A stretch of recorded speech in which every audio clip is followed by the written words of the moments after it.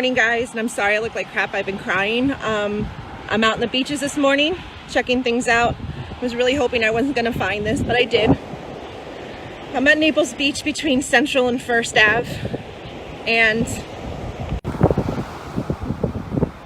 I walk out to this. There's another one.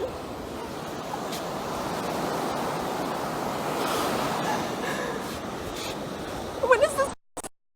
Francesco Abbruzzino with The Scoop. That video is also playing that I started off with next to me without any sound. But basically, this young lady came up and found the dead dolphins. This just happened yesterday or the day before in Calular and Naples. And it brings up an interesting story. It was actually put out by the Northport Sun, where they talked about a lot of the dolphins that are washing ashore along with the dead fish and manatees. But apparently, since July, there's been almost 80 dolphins that have been found stranded on the Gulf beaches from Tampa down to Naples, Collier County, and suffering respiratory issues that have been brought on by red tide.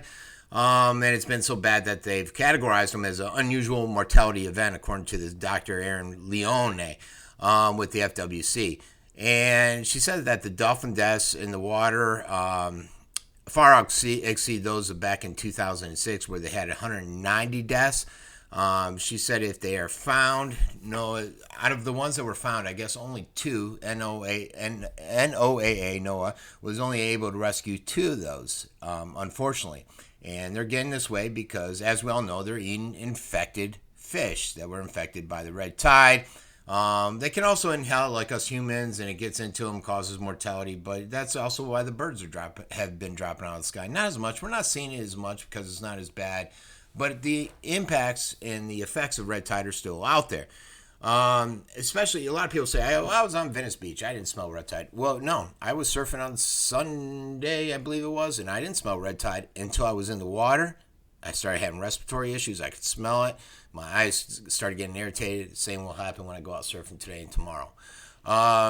What they said, though, is if you find these dolphins, don't push the animal back into the water. If the animal returns into the water on its own, don't attempt to interact with it. Don't put human safety above the animal safety. Common sense stuff. Do stay away from the animals until rescuers arrive, using caution. If the animal's alive, do keep the skin moist and cool by throwing water on it.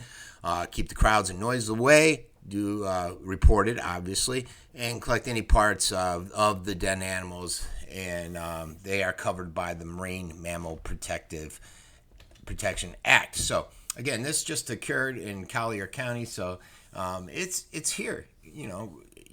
Regardless of what SNN and the Herald say, where it's spotty patches and basically lost its grip on the Gulf Coast, it's still here. It's not as bad as it used to be, and actually they reversed their course yesterday and said it's flaring back up again. So I don't know what's SNN and the Herald are doing. One day it's gone, the next day it's here. I would hold off putting out that it's gone until you're definitely sure. But what do I know? I'm fake news. All right, everybody. This has been Francesco Abbruzzino with The Scoop.